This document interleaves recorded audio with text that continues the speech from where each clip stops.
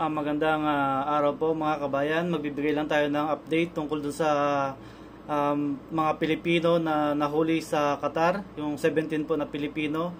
3 bata, 5 babae, at 12 na lalaki. So yung 3 bata, nauna na po yung napalaya. So yung 17, yun na lang po yung natira. So last time, 3 days ago, kung di ako nagkakamali, nag-update tayo na nagawa ng DFA ng paraan na mabigyan sila ng provisional release. Ibig sabihin, pasamantalang kalayaan habang didinig yung kanilang kaso. Ngayon po, merong bagong update, pahayag ni Yusek Attorney Claire Castro sa kanyang press briefing today.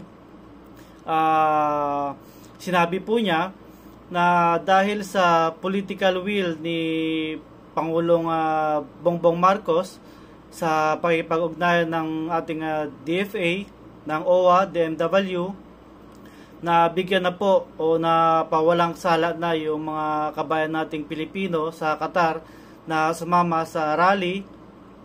Yon, at ibig sabihin makakabalik na sila sa kanilang trabaho at wala na yung kanilang kaso, na dismiss na po.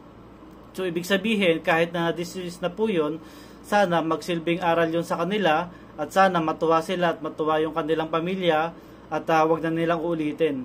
Sa mga kabayan po natin sa iba't ibang panig ng bansa, lalo po dito sa Middle East, wag po sana natin na gagawin na ito para hindi po magkaroon ng problema ang ating pagtatrabaho dito sa ibang bansa. Sana po, kung nasa man tayong mga bansa, sundin natin at alamin natin kung ano yung pinapatupad na local laws para hindi po tayo nagkakaroon ng problema. Sana po yung mga kababayan natin na napalaya na, huwag nyo pong ulitin at magsilbing aral sa inyo at magtrabaho kayo at unahin lagi ang pamilya. So sana po, para marami pang maabot itong video natin, sana po like, comment, and share sa magandang balita po na ito na napalaya na yung ating mga kababayan. Marami pong salamat.